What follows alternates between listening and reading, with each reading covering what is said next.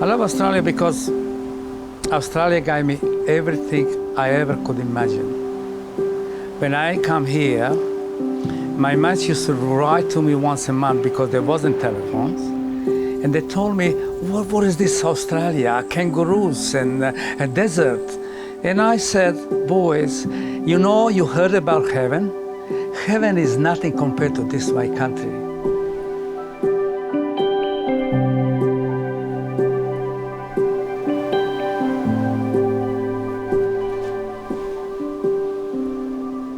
When I think of my mother, I think of somebody who is unbreakable. The house what we had was burned by Germans and Italians, and communists killed her husband. So she was left with 7 kids, no house and no husband. And to keep us together and to keep us alive, you know how much she worked day and night, never stopped and never complained. The one thing that I never forget, when I was begging for food when I was about 6, 7 years old, and I was so scared, I was holding to her skirt. And she always tell me, Sina, don't worry, we'll be fine. I got my family, I got my health, and love of my family is more than important than anything else. I come here on 29th of December, and that's the holiest day in my life. That's my day when I put Aussie flags in front of my house every year.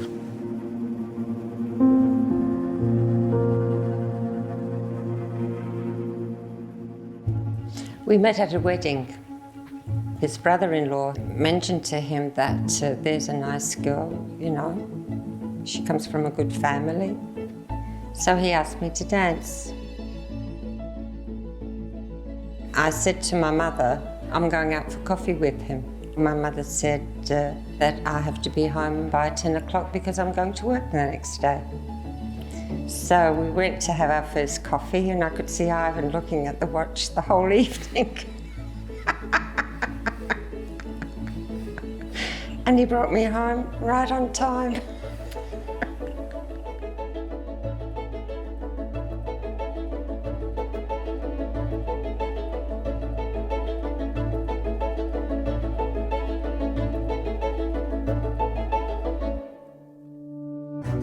My cousin Joe, he came to me and said, Ivan, there's a boat for sale, we want to buy it. Let's go and we'll buy it together. And there was somebody else who was bidding for it. And we 3 comes together, and we bought one boat, a Gladys Mary, the smallest prawn boat in this Gulf. When I saw that boat, that prawn trawler, you know, that's what I wanted. That's what I wanted to do. Always in the back of my mind, one day, you know. I told Dad, I said, I want to go fishing. He said, you're not going fishing until you get a trade. It came towards the end of my apprenticeship and got my ticket, and I said, all right, Dad, I want to go fishing. And he said, you're not going fishing there, you got to go do a business management course. I said, oh my God, there's going to be a thing every time I finish the next thing, there's going to be another thing and another thing, and finished what I did, what I could, and finally Dad said, all right, you ready to go fishing? And I remember Dad saying to the guys, my son's going to be coming on here. Just because he's my son doesn't give him any special privileges. So that sort of gave the guys a green light to go hard on me. I never tell him what to do when he's on the sea. When he comes here, I tell him how I want the boat to be look after. But I never tell him, you have to go there, you got to fish there. No, that's his senses. His feeling will tell him what to do. I can't teach him that. Because I saw so many young people that dictated by the peers or fathers, and they got lost. They got scared to do anything, and that's no good. On the sea, you got to be free. You got to think. It might be really good down there. If you're really feeling going there, you got to go there.